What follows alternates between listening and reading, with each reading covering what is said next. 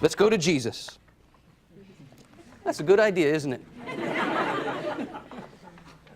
Jesus says that some have made themselves eunuchs for the sake of the kingdom of heaven. Here we're on page 34 in the study guide. What is a eunuch?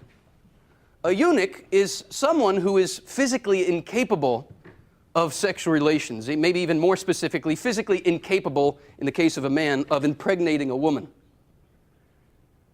A eunuch for the kingdom is someone who is capable of sexual relations, but has freely, keyword, freely decided to forego them.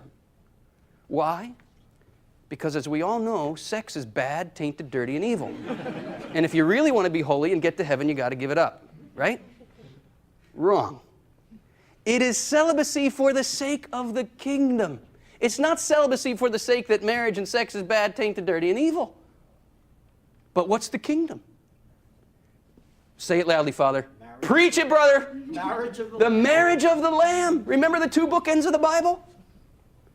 Begins with the marriage of Adam and Eve, and it ends with the marriage of Christ and the church. And as we said in our last session, which one of these marriages is our ultimate fulfillment?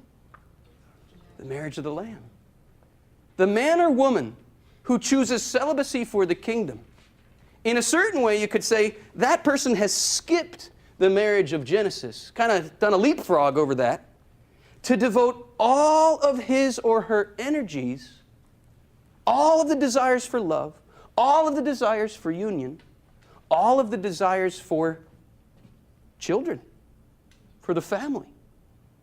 That person has skipped the marriage of Genesis to devote everything to the marriage of Christ and the church and the family of God. This must never be understood as a rejection of our sexuality, of that deep truth that we are called to communion. Look at quote 1b.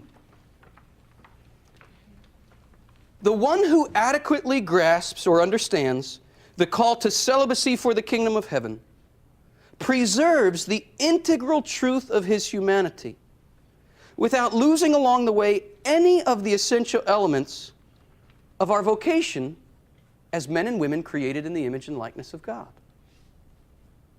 Now remember, to be made in the image and likeness of God does not only mean we image God as individuals, but also how? Through the call to communion. Because God Himself is an eternal communion, Father, Son, and Holy Spirit. God is an eternal exchange of love, and we are called to share in that exchange. The celibate is not just living a life of aloneness. The celibate man or woman is also called to an intimate experience of communion.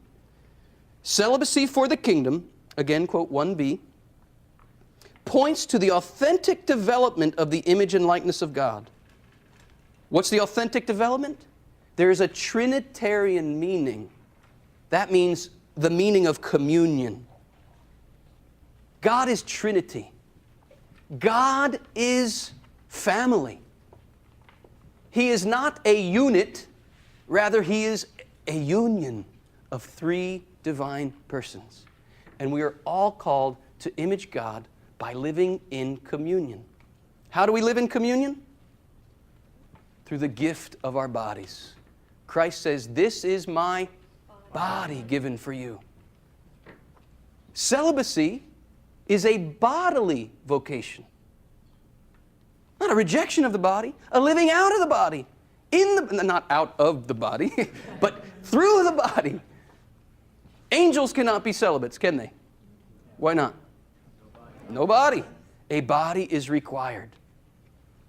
Now, in our world today, we think of celibacy as almost like a perversion or something. Because why? Because we think in our world that sexual union is ultimate fulfillment. People look at us Christians and they think we're just crazy. I mean, number one, now I'm talking like the world here. This is not what I think. But let me talk like the world thinks.